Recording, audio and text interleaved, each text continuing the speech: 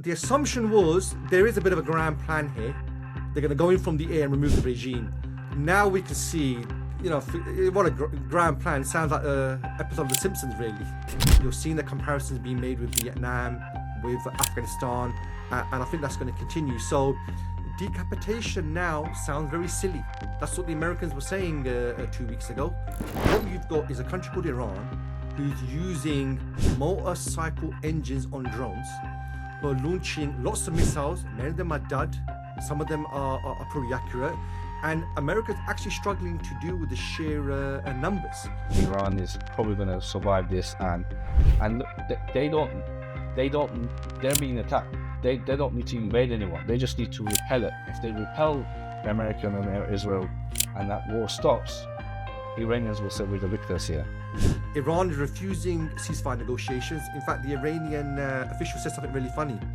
He said that Trump reached out to them and said, let's talk. And he said that because of the Ramadan, we don't talk to the devil. They would have had a better chance of overthrowing this regime if they didn't start this fight. They've just literally united the people.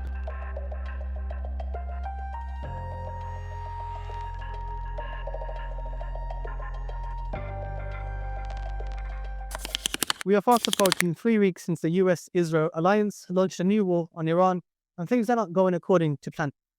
Israel is under siege, and the Gulf states have learned US security guarantees mean very little.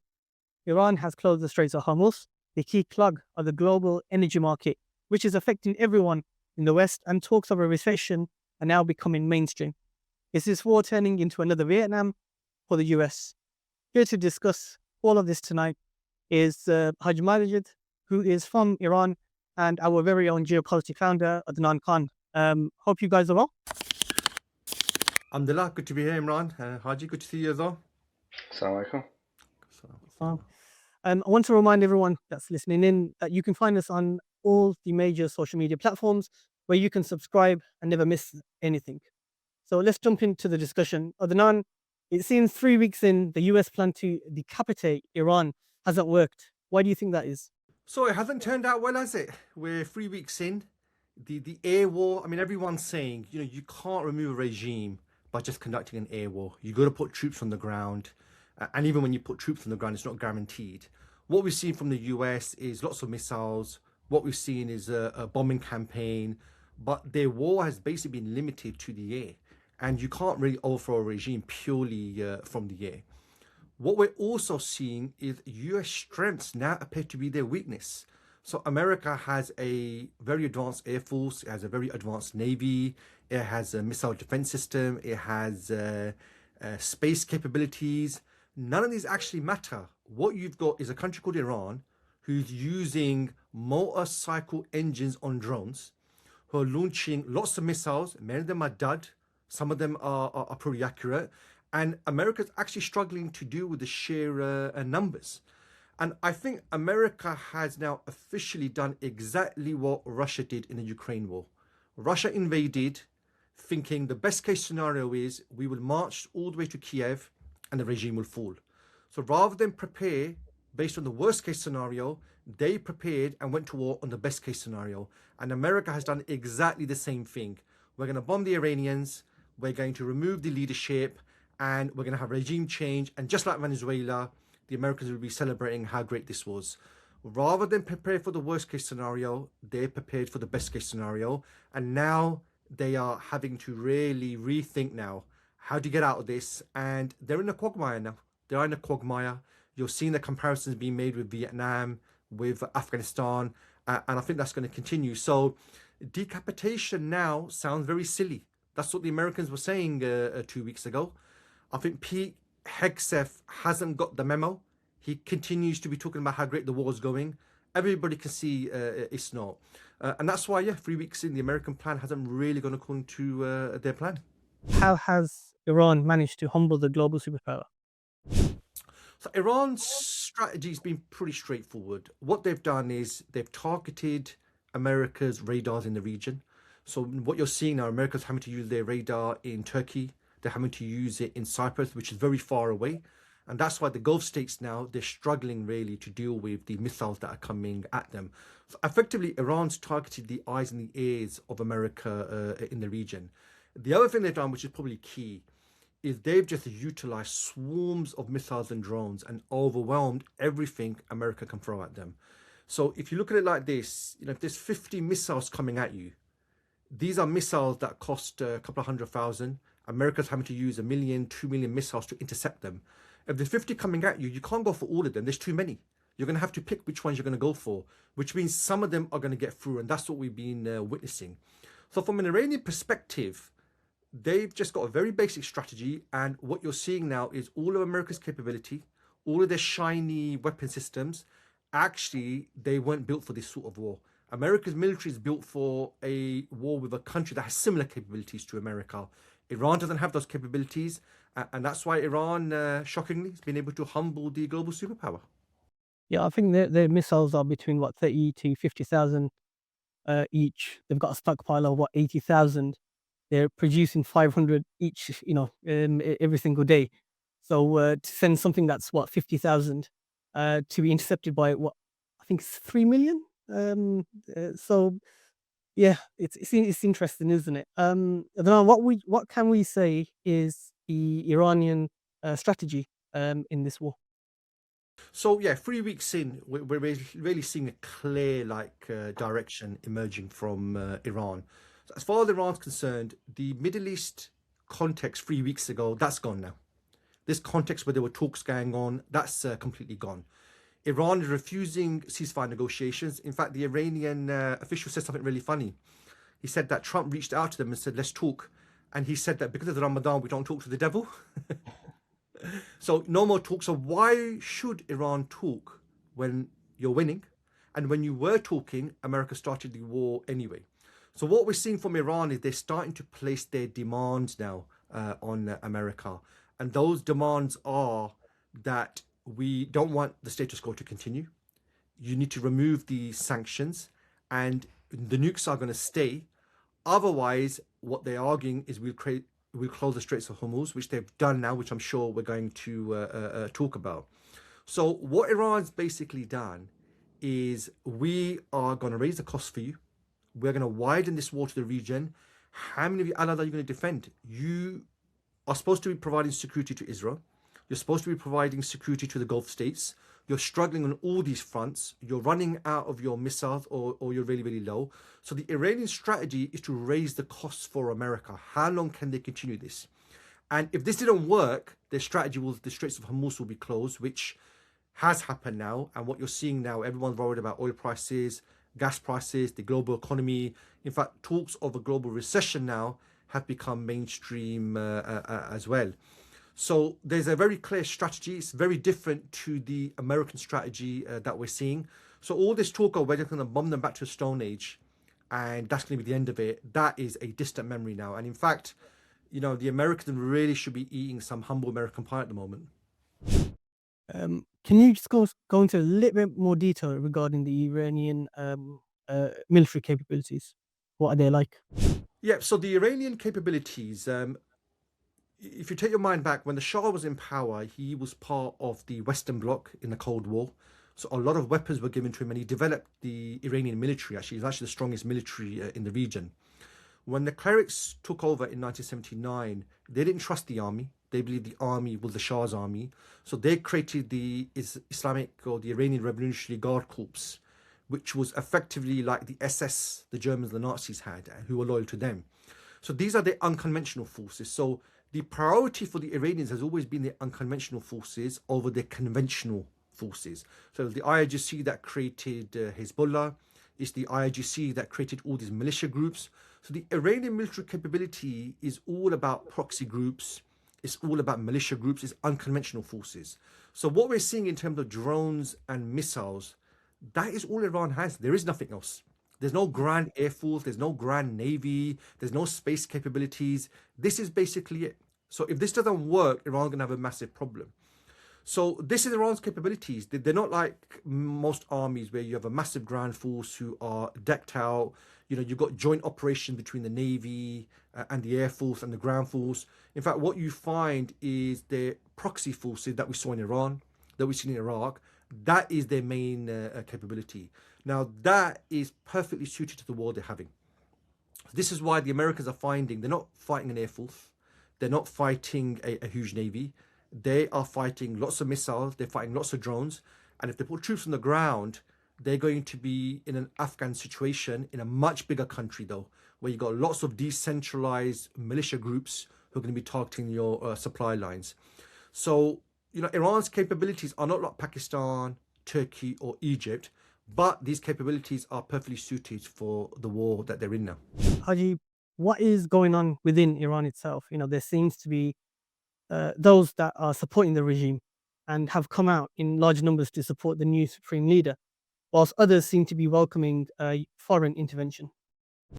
Okay, let me start by giving a brief history for the audience of Iran, so that they understand this Iranian psyche a bit better. So, Iran, compared to a lot of neighboring countries, that were created in the last 100 years, is actually quite an ancient country. So, it dates back to the Persian Empire. So, the Iranian people are very proud people about the country, about the history, about the past. They are not used to just letting go. They want to stay back to that, hold that identity. After the Persian Empire, obviously the Islam took over.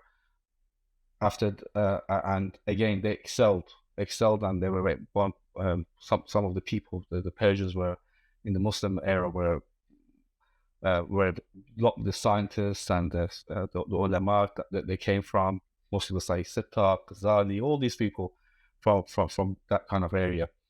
Until the Safavids came and made the majority of the Iran into the Shi'ah madhab, let's call it. From then onwards, until I think the next major timeline is 1950s, where Iran was the British were taking all the oil, and Mossadegh, Prime Minister Mossadegh was elected. He came, nationalized the oil. The British were not happy. The British spoke to America. America got Kermit Roosevelt to start this project Ajax, to try to get rid of Mossadegh and to try to not make the oil nationalized again. And it took him about 3 years. They funded all the elites. They funded mobs to go and protest in the streets, and they managed to get people to lose trust in the government. The so-called as they say, democratically elected government that they love so much. So they got rid of him, brought another dictator, the Shah, back, and then he did his bit. I mean, in fairness, he did a lot of good for Iran as well. He did build Iran. He did bring a lot of science and technology. He forced it a bit too quick, and the gap between the rich and the poor kind of divided a bit more. And he had also America helping him with the secret Sabak, who would crack down on any dissent, to the point where people started protesting again, and all the groups got together, whether it was Tudor, the Communist Party, Mujahideen Khalq, whether it was the religious clerics, and they did a revolution again, another revolution. And the Mulat al-Faqih came in power. They got rid of all the opposition, and it was more about the Shi'ah version of Islam in terms of martyrdom and all that kind of stuff. When Iran-Iraq happened in the 1980s, there were Iranians fighting the whole world. So it's not just now. This happened in the 80s as well, where the whole of the world were the Western world was helping Iraq. The Arabs in the Khalij were helping also Iraq to fund it. They even managed to bring the oil prices down to $8 per barrel to try to make sure that Iran's not making money out, but they were really the resilient people. 8 years they fought, and they um, uh, uh, 8 years they fought, and anyway, they until the end of the war. From then onwards, they not trusted the West. The government didn't trust the West. They knew they're not going to get any weapons, so they heavily invested in their own rockets and in their own in the military doctrine until today. Now, today you've got different groups. Obviously, you've got different minorities there. You've got the Baluch, you've got the Kurds, you've got the Furs, the Turks. But as a nation, they're quite united in terms of the threat that's come through now. You get masses of people from all over the country coming and supporting the government. Although previous to that, people probably thought a lot of people are against the government. They want the government to change. But the war has made it so that everyone's united. If you look at the videos that's coming out, when I speak to my families, no matter, even if they're against the government, they are not with the West. Just think about Donald Trump coming in and everyone's going to riot and take over the government. It's just not going to happen. It's everyone's pretty united. You can see people in the streets, even bombs being exploded next to them, and they're still giving takbirs and saying Allahu Akbar. Adnan, how has the clerical regime managed to stay in power for 47 years? So the image we're presenting in the West is you've got these mad mullahs who oppress the people, and that's how they've been in power. And there may be a few things in there that are true, but it really doesn't tell you the whole picture. What you have is the clerics, they established a system in the country. And this system is part theocratic and is part democratic. So in Iran, you have elections. In Iran, you have a council of experts. In Iran, you have a constitution. In Iran, you have regular elections. You have a parliament that debates and things like that. So this isn't your classic dictatorship or tin pot dictatorship. You do have institutions in this country. And you could say in many ways the clerics in Iran are like the House of Lords in the UK, unelected, and they have a say over how the country's run. So, the country is organized, the country has provinces. So because the clerics sit at the top, that's why they've been able to remain in power. So you do have elections, but generally the elections are within the scope of the clerical system. So you have had a couple of non-clerics who come to us. You have a president of this country. You have a prime minister. You have a foreign minister. You have government departments. So this is why they've been able to remain, because they do actually have institutions. So one of the things when Trump said we're going to decapitate them, that's because in a Saddam Hussein or Bashar al-Assad type scenario, you get rid of the guy at the top, it's over. But that's not how this country runs. This country actually consists of at least 15,000 clerics who have got different roles and different responsibilities. So that's why now Trump is finding out the hard way that actually this isn't straightforward. And the regime does have support. You can't say everyone's against the regime. The regime does have support. It has support amongst the rural areas. This is a Muslim country. This is a Shi'ah country. People do support that. Many people are religious as well. And like any country, you do have opposition. You do have people who disagree with the direction of the country. You do have people who believe we want to have good relations with the West. They don't like what they hear from the clerics that, the great Satan and we're against them.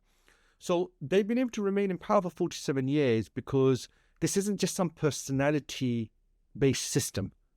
This is a system which has institutions, which has regular elections, where you have transitions from one ruler and one government to another. And that's why it's not a matter of how many personnel you kill. It's not about how many people.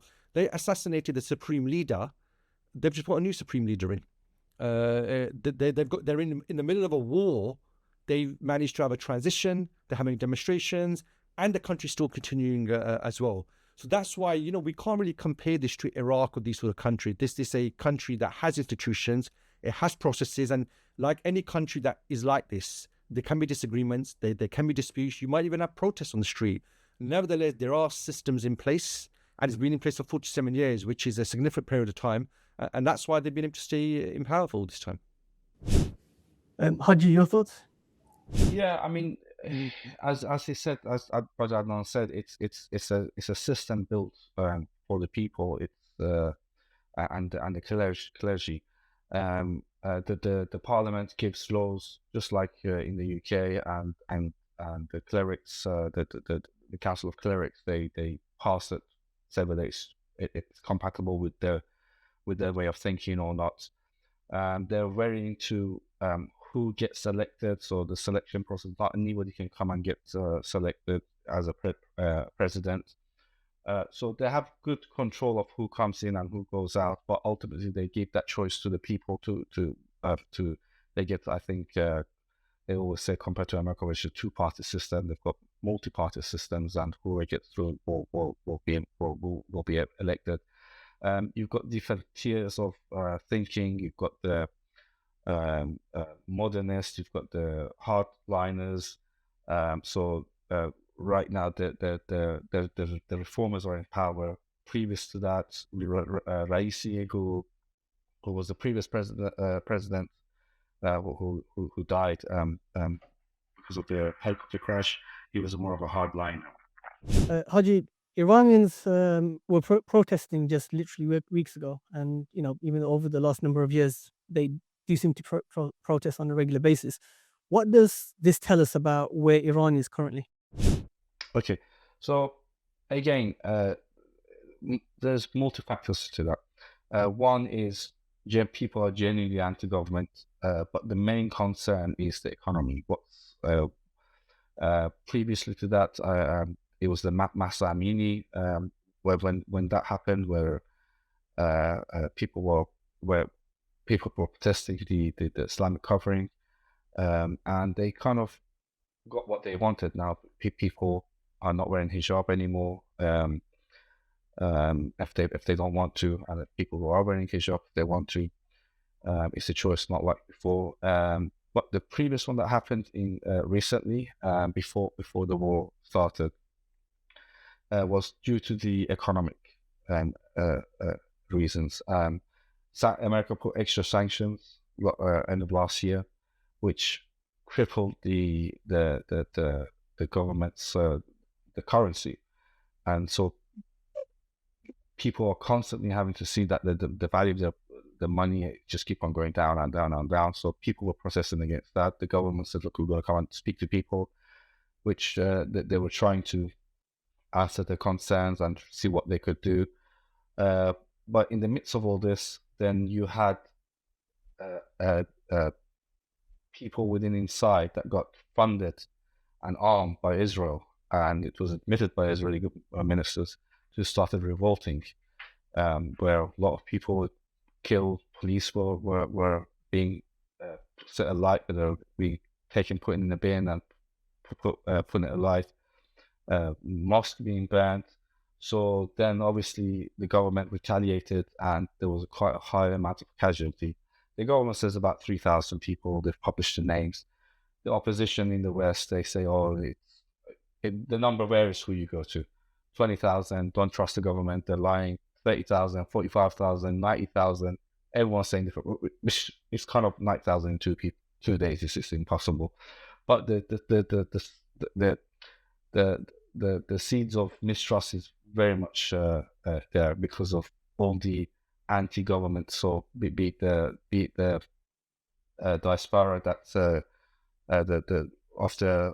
that's in the West. So they were heavily funded. They've got a news channel called Iran International, funded by Saudi and Israelis, and they just say anything they want in there. Unfortunately, not a lot of facts checks, and they've just let just like kind of see it back what happened in Mossadeg's time, where the Americans came and fooled the people into thinking that the government is that bad, don't trust it.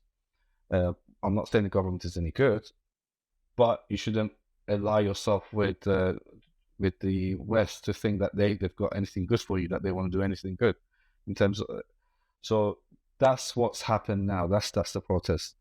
But now we see in Iran, after the war started, I think you see majority of people on the street actually in support of the government.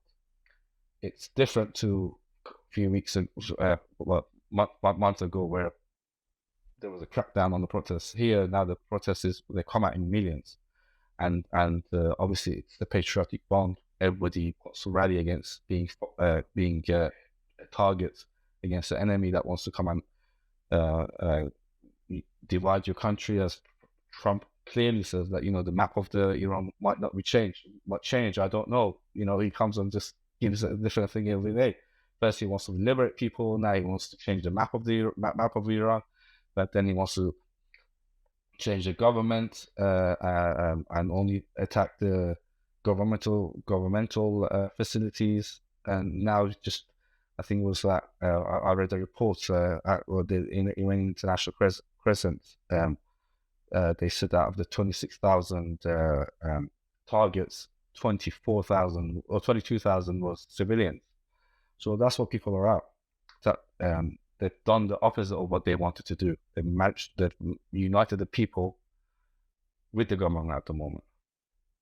Minorities make nearly half of the Iranian population. Would you say they are pro or anti-regime? Look, you can't answer that clearly. Right now, everyone's pro.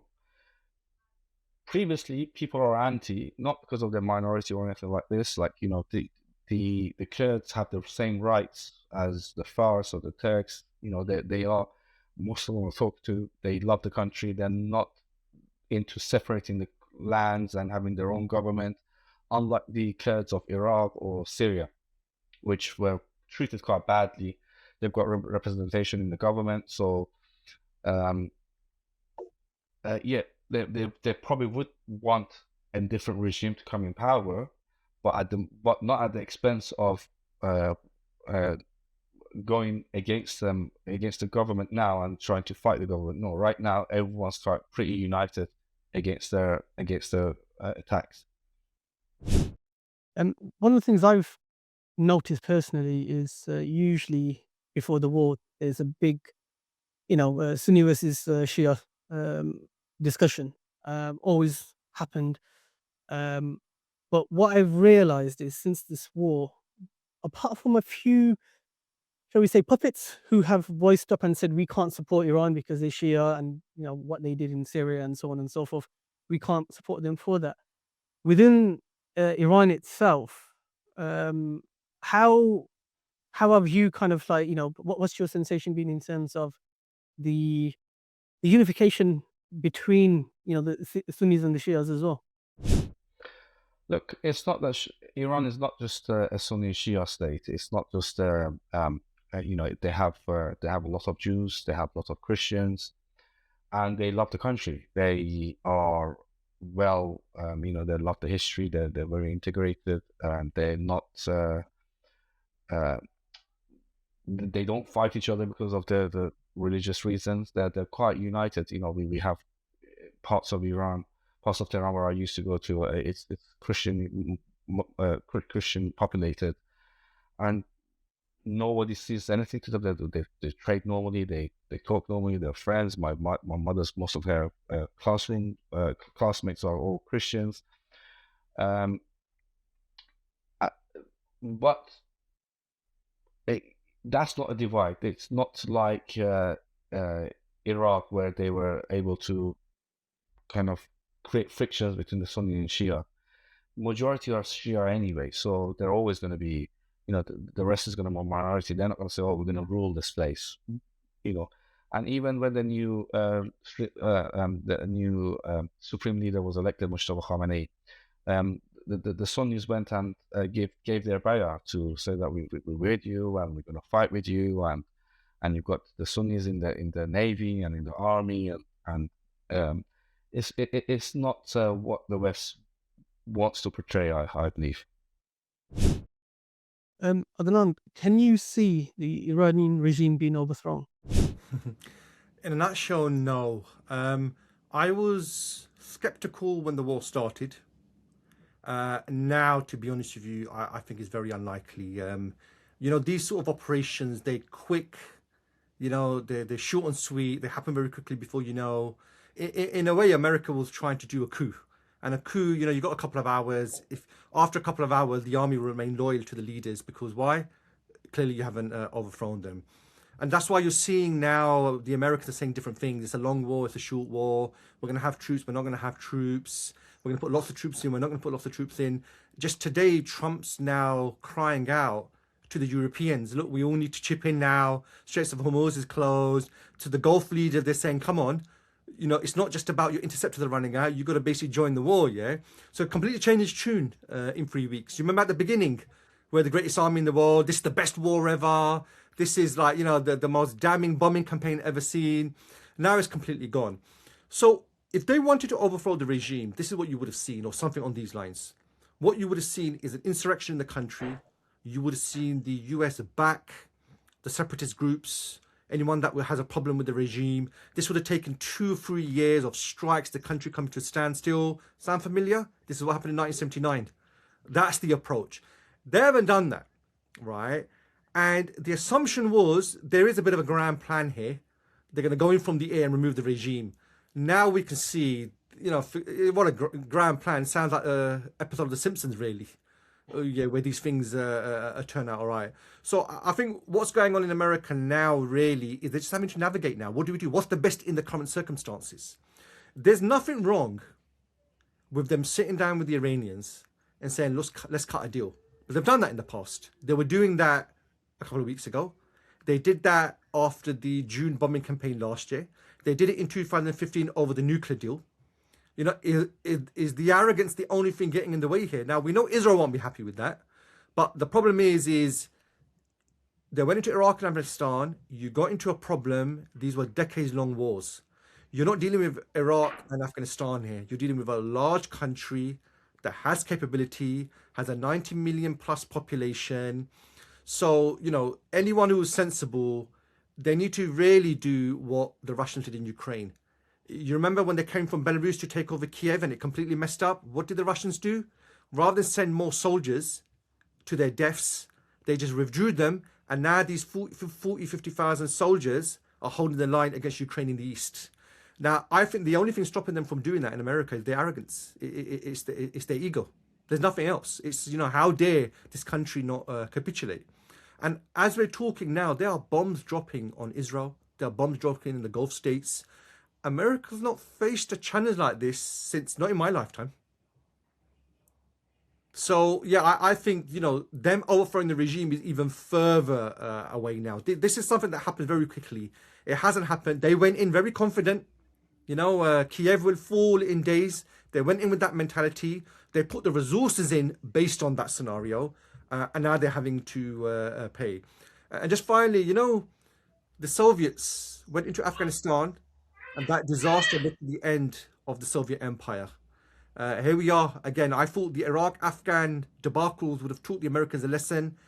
Well, the leadership hasn't learned anything. So we'll have to see what the ramifications are. But overthrowing the regime is a distant thing now. Really now is what's the best you're going to get. In fact, they're going to have to sit down and negotiate. That's the only way they're getting out of this. Unless they do something really silly. Yeah. And just the stuff we're hearing from the White House, you can't put it past them that they don't do something silly. So yeah, regime removal overthrow is further away than it's ever been. Haji, your thoughts on the overthrow of the regime? They would have had a better chance of overthrowing this regime if they didn't start this fight.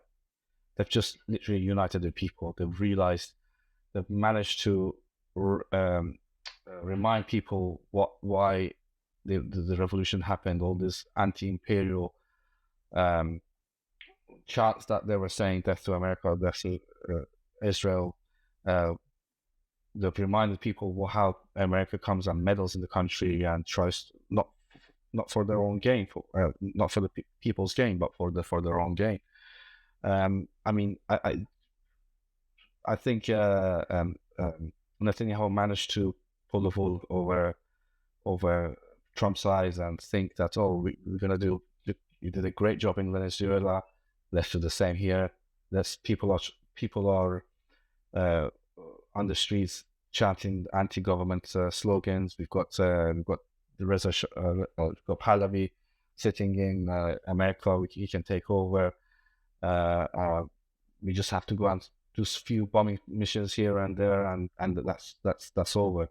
I mean, I don't think he realized that Israel wants to just, I think, level Iran like what it did to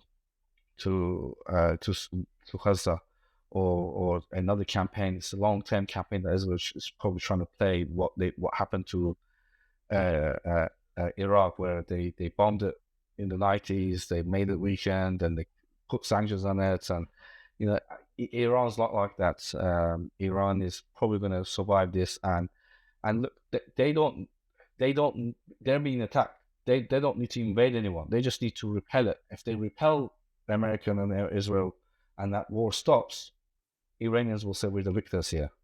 They're not going to say that we've lost. People are going to, regime change. You've set it back by some time now. A lot more people are going to be supporting the government. Adnan, what options does the US have now in this war? So America's ideal scenario would have been what happened to Nazi Germany, what happened to Venezuela, where the regimes capitulate. That's obviously now a foregone conclusion. So now the ideal is, under domestic pressure, the regime falls. I think that's a foregone conclusion as well now. So you've got a couple of options, and actually what you're seeing now, a lot more media outlets are starting to discuss how does America get out of this, what are the options, and all of them have costs and have risks. So you've got the option, you continue bombing. Now, how does that change anything on the ground? You know, Iran is absorbing the bombing campaign and is still launching its missiles. I was reading they can produce up to 600 drones a day. So they can keep this going for a lot more longer. You've got the option of a civil war by backing the proxy group, but as we discussed, it doesn't look as though the Kurds or any group are really up for this. And actually, the invasion by America and Israel actually has led to the unity amongst the people. What you're seeing now is a bit more normalization of some level of troops on the ground. So already there seems to be Marines that are going to be going into the country.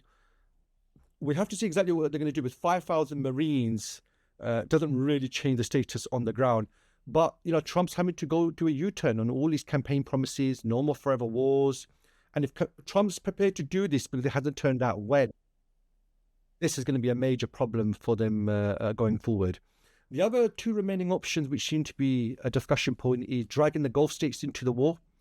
As far as America is concerned, we provide you with security.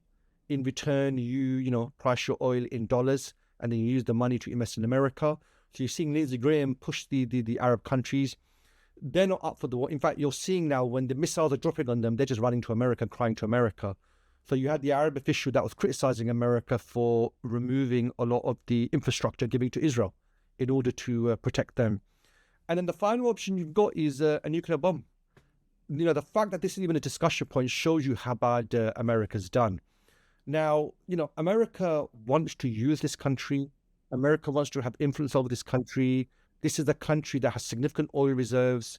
It's a country that has a border with the Strait of Hormuz. So a nuclear weapon will destroy all of that.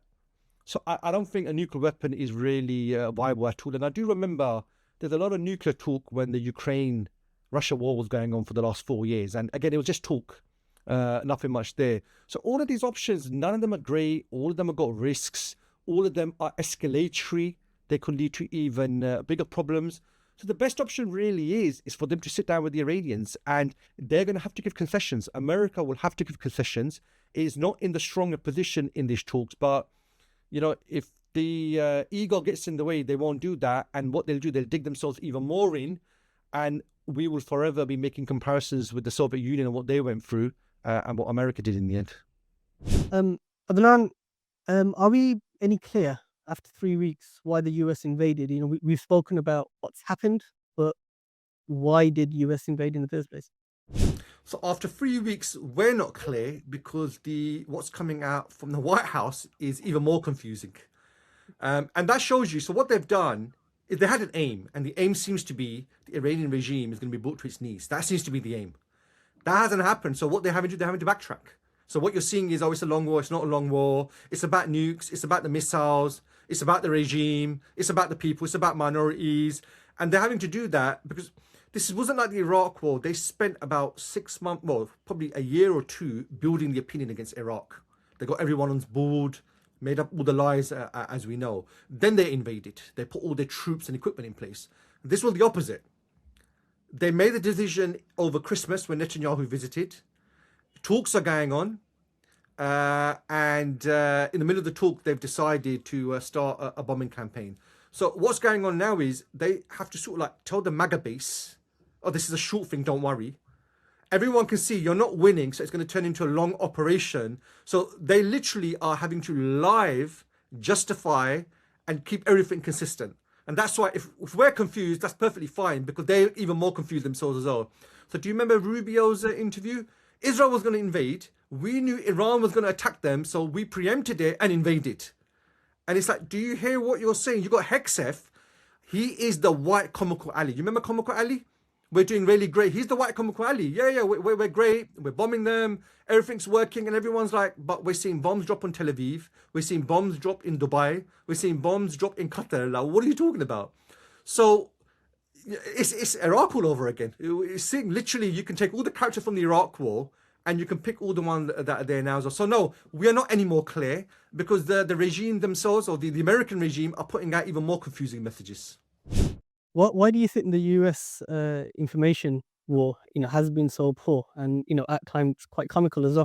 I think, usually they would put out a message, some evidence, there's a threat, the media will push it, and that's enough for them to go.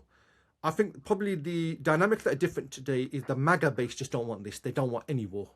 So that's the first problem. So you're seeing Tucker Carlson, you're seeing Candace Owens. I mean, these are proper rebels now, right? So even Trump this week, he's had to criticize Tucker Carlson, yeah? However, look, it seems at least more than half American population, they are with the MAGA thinking on this. We don't want any more wars.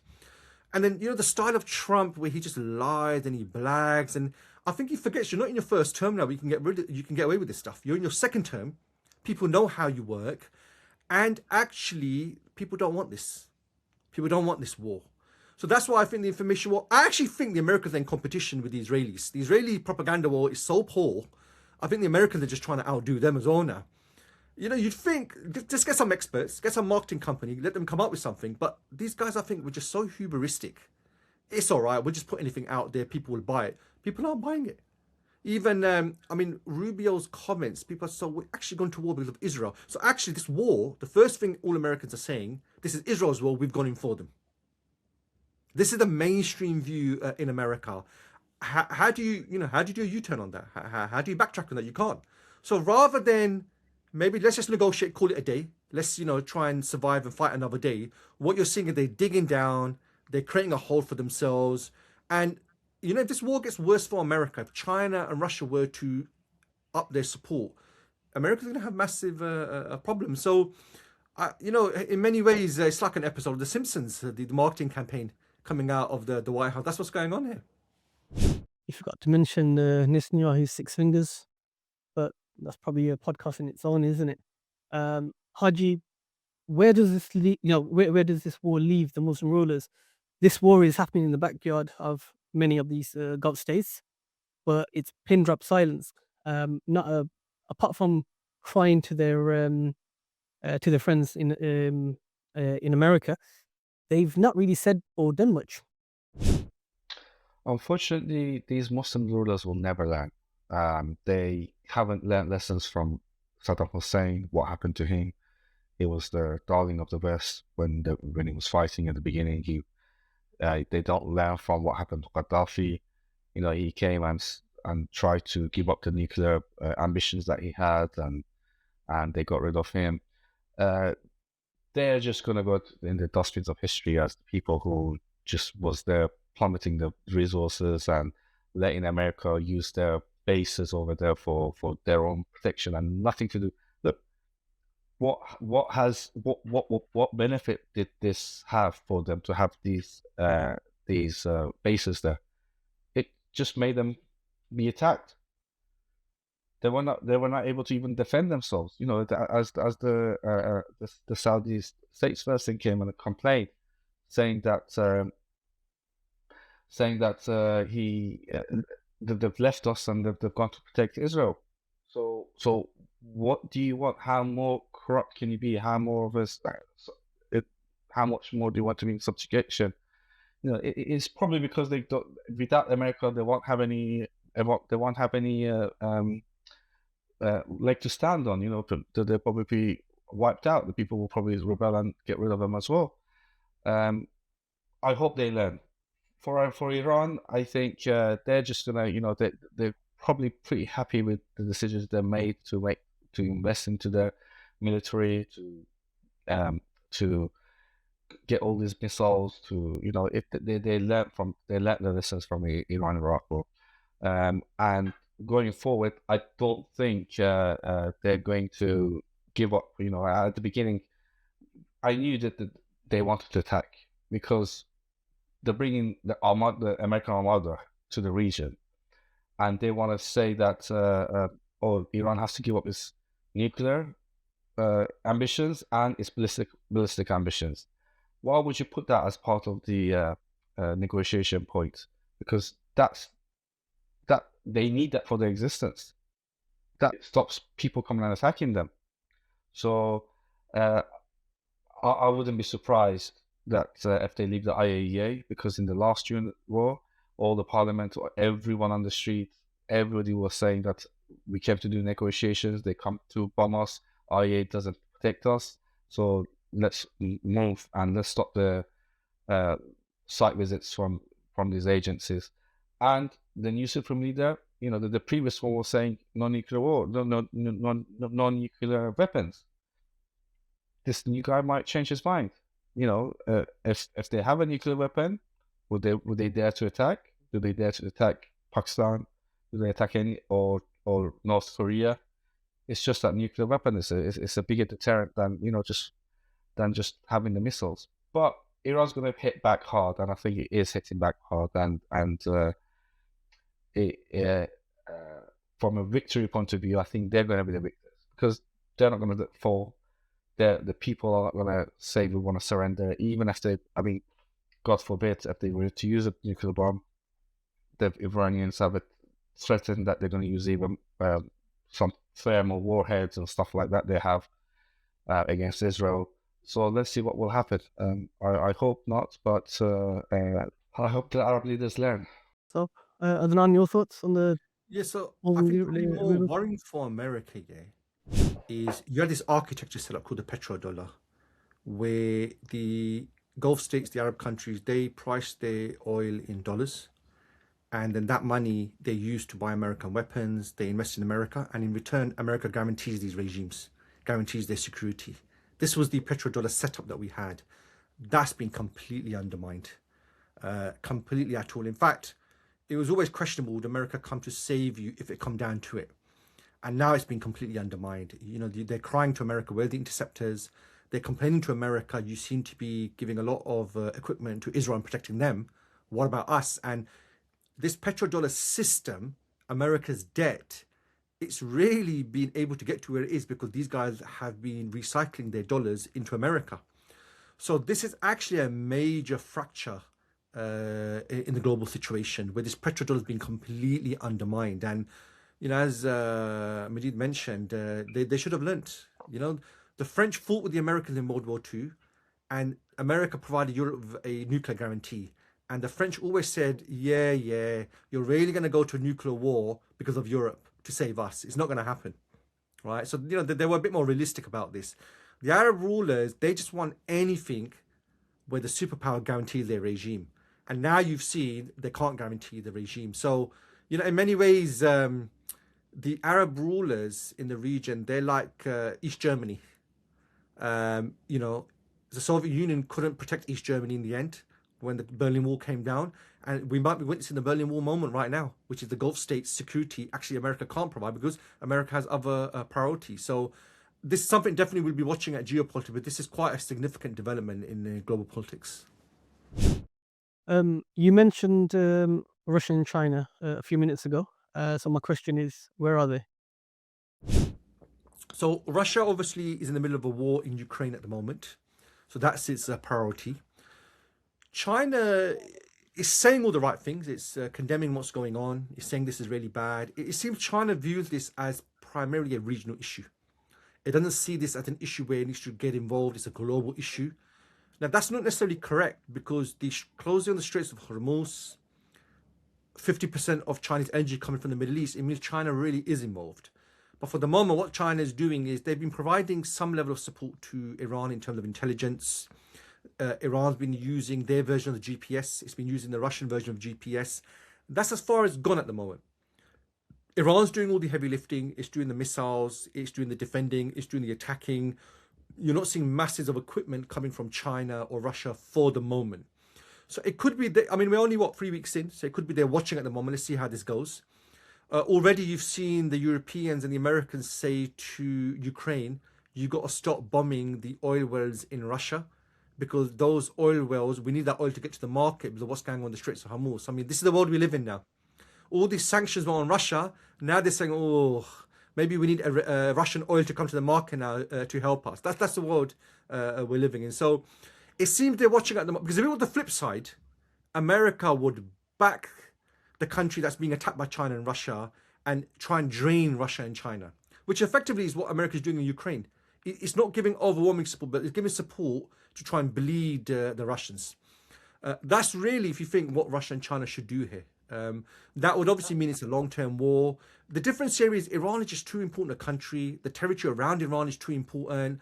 Everyone's worried now. My electricity bills are going to go up. My gas bills are going to go up. Filling up my car is going to go up. That's going to have an effect on Trump. That's going to be another factor where people are going to say, you have to dial this down. You've got to de-escalate this. And we literally are living in a time where the American empire has effectively got into a problem, but the only way out of this is you need to just dial back and de-escalate, which means you need to consider it a loss. And because Trump, unfortunately, has put on the table regime change as the objective, anything less than regime change is a failure. So that's a scenario. So yeah, I mean, Russia and China in many ways, it's probably right for them to watch and see how it goes. But you're seeing, you know, they're giving intelligence help. There is a reason why Iran seems to have been quite accurate with some of its attacks. It's getting intelligence help here. It's getting technical help in terms of guiding its missiles as well. So they're probably waiting to see how it goes. I mean, 3 weeks is quite a short time in any war. I'm sure 3 weeks ago, Trump was probably planning, you know, end of March, I'll have my feet up, this will all be over. People will be praising me how good it was. Obviously, he was still thinking in the Venezuela context, how quickly it happened. That hasn't happened now. And actually, you know, when the Iraq-Afghan wars happened, you didn't have a powerful China and Russia. In this war, you've got other powers who are powerful, who are prepared to back Iran. So, you know, America potentially has got into a problem of its own creation now. Okay, final question, and we'll start with yourself, Haji. Where does this all leave Israel now? If Israel loses, it's going to be a huge blowback for them, for their existence and for their survival. And people are going to see that how fragile they are. This happened in 2006 when they tried to invade Lebanon, where on the way out, they got a battering from Hezbollah, from a militia group. Now, at the moment, the missiles seem to be coming in left, right, center. Obviously, there's a big media on the blackout on anybody who shares anything. Even the reporters are saying that we're only allowed to show certain civilian places that are being hit. But from what I understand and what we see and the images that do come through, I mean, Iran played it quite clever. They sent all the old missiles, all the drones. They took out all the silos that they had, anti-drone and anti-missile silos they had. And it just seems like the city on locks now. They're not intercepting as much as they were before. If they are intercepting anything I see, like, you know, yesterday, Hezbollah attacked many missiles, and I didn't see many being intercepted. So they're going to get it bad. They've got it bad at the moment. If they don't, it's a matter of survival now. If they lose, their future is going to be very bleak. It's not going to be then that they're going to lose support of the Palestinians, lose support. They're going to say, there's rumors about Netanyahu being dead, Ben Gurion being dead, the head of Mossad being dead. Although I don't know if they are or not, but can be quite possible. Ben Gurion, Nathaniel's house was on fire, so was Ben Gurion. Ben Gurion then BBC said that he died. He died in a car crash, or not died. Sorry, he had was it died or they said he's injured. Injured. So I don't know how did the house make the car have, I don't know, was he running away so fast that he had a crash? Allahu Alam. It's a different society, you know. When the people aren't indigenous to the place, they're not as attached. The Iranians are not running away; they're coming to the streets. They have the chanting Allahu Akbar while they have bombs next to them. There was this lady that was saying what the meaning of Allahu Akbar is, and she was saying it, and it means this, and a rocket hit, and everyone said Allahu Akbar, Allahu Akbar, and it was a perfect shot for her, you know. Whereas in Israel, as soon as Israel is panic, pure panic. People are trying to run away. People can't, you know, people are trying to go to the shelters. Even the shelters aren't safe anymore with these with the Khorram Shah 4 missiles that they have. It's going to the shelters as well. So, let's see. I mean, America won't let Israel go. They're just maybe trying to humble them a bit. But, you know, it will support them back again and try to rebuild. But it's going to be a lot of reconstruction. And hopefully, if the Iranians continue this and they keep the Straits of Hormuz locked, let the whole economy of the world feel it, and just continue firing, people will think 2 times if they want to attack it. If they did what they did last time, everybody on the street was saying, why did you stop? As soon as they declare ceasefire after 12, well, why did you stop? If you hadn't stopped, if you didn't try to be so political and you know, hit like for like or military places only, and you know, and giving them warnings in advance, so we're gonna hit your base and get out. If they didn't do that, this war would have not happened. And I think they've learned, and they're saying it. All the politicians are saying the right thing now. So let's see. Adnan, your final thoughts on Israel? Yeah, so even before this latest war, Israel's credibility was rock bottom. The Israelis have been accused of, well, they've been charged with committing a genocide. So they were already not in a good place. After 7 decades, the Israelis are even more uncertain and worried about their future. So despite committing a genocide, despite expanding their borders, despite going to Syria, they're still really worried about their future. So this is all before this war happened. Now this war's happened, the MAGA base is completely turned against Israel. In fact, Americans now are turning against Israel. So, you know, if Israel thought we attack Iran and things will be great, now you've just got something else added, because now Americans are pointing their fingers at Israel. In fact, what Americans are saying is the only reason Trump has gone to war is because of Netanyahu. And Rubio's basically confirmed that. So this is not looking good for Israel. Whatever the outcome here, Israel was already in a problematic position. And this has just made it far worse. So as far as the Israelis are concerned, you know, you've got to remember that for at least 3 or 4 decades, they've wanted to have a go at Iran. Even though Bush was the way he was, he didn't allow it to happen. Obama came, he didn't allow it to happen. Trump's the only one that supported them in this.